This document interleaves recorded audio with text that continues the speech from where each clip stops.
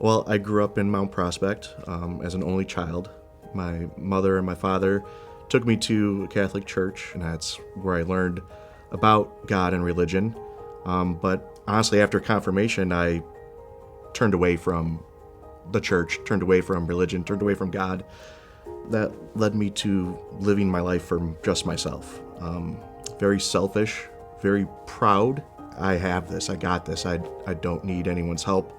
What I wanted, when I wanted it, all that was at my fingertips, and I grabbed it whenever I could. So in 2018, I married my wife. We welcomed my daughter, Hallie. The year after, then we had my son, Tommy, and everything was great.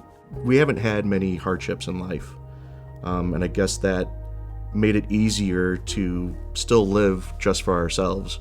It wasn't just me now, it was all of us, but it was just us. It wasn't us and others, it wasn't us and God, it was just the Suwalskis. My wife wanted to find a church, and we had received a flyer in the mail about the bridge. I looked online and saw a sermon of Pastor Scott, and it really hit home with me for something I was going with at that time. After we watched that video, we attended a live service at Ranthurst, and that first time we went there was so welcoming.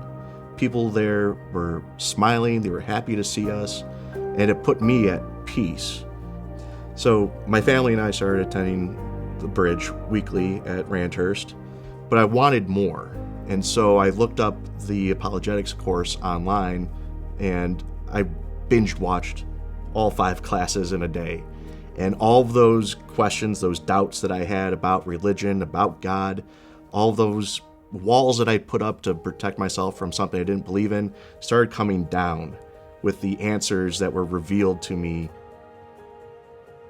Might not have one particular moment where I realized that I needed God or that Jesus Christ was my Savior, but I know for a fact that He is.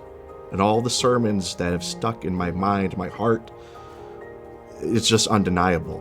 And without Him, none of this would be possible. It's made me a better husband, a better father, a better person, and certainly a better follower of Jesus. No matter what you've gone through, whether it be good or bad, it's worth it to accept Jesus Christ as your Lord and Savior.